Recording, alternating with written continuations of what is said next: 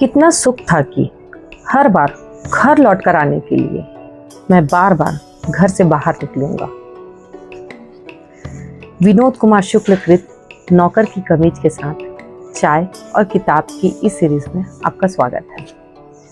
नौकर की कमीज यह कहानी है संतू की, उसके पारिवारिक उलझन और दफ्तर की कश्मकश के बीच फंसी उसकी जिंदगी की, जहां एक ओर उसकी पत्नी, माँ और बड़े भाई के प्रति जिम्मेदारियां थी, वहीं दूसरी ओर दफ्तर की बेड़ियां और इन सब के बीच में नौकर की कमीज, जिसने एक सफेद पोश क्लर्क और एक घरेलू कामगार के बीच की रेखा को उलझा दिया था। इस उलझन को समझने के लिए इसकी कुछ लाइनें आपको मैं पढ़कर सुनाती हूँ। शायद इससे आपको उस नौकर की कमीज के बारे में कुछ तो पता चलेगा। मैं घर में आने वाले लड़के के लिए अपने को तैयार नहीं कर पा रहा हूँ। घर का वातावरण पहले बहुत अच्छा था, पानी तो गिरता नहीं, छत के टपकने की परेशानी नहीं है, पर शुरू में जोर जोर की बारिश हुई थी, उससे अभी तक सीलन है। दूसरी बरसात के पहले मुझे इस मकान को बदलना है। नौकरी से खर्च पूरा नहीं होता।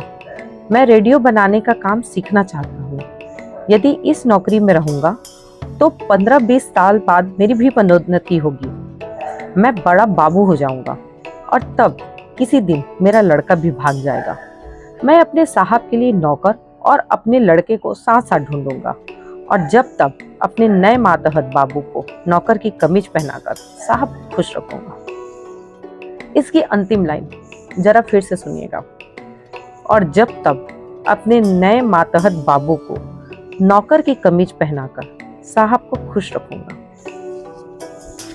इस लाइन को आप तब तक महसूस नहीं कर पाएंगे जब तक आपने नौकर की कमीज नहीं पहनी है। और इसका अंतिम लाइन उस व्यवस्था पर कुठाराघात है जिसमें व्यक्ति के स्वाभिमान का कोई मोल नहीं। इसमें संतू की कहानी आपको अपनी कहानी या अपने आसपास के किसी व्यक्ति की कहानी से प्रेरित लगेगी। इसीलिए जब जब आप इस कहानी में आगे बढ़ते जाएंगे तब तब आपको यह कहानी और भी अधिक अपनी सी महसूस होगी और अधिक जुड़ाव महसूस होगा। और जब आप इसके अंतिम पन्ने को पढ़ रहे होंगे तब आपको भी वही खुशी होगी जो देवांगन बाबू, गौरहा बाबू, बड़े बाबू और संतू को हुई थी। उम्मीदों में न फिट होने वाली और स्वाभिमान से भरी विनोद कुमार शुक्ल कृत नौकर की कमीज जरूर पढ़ें।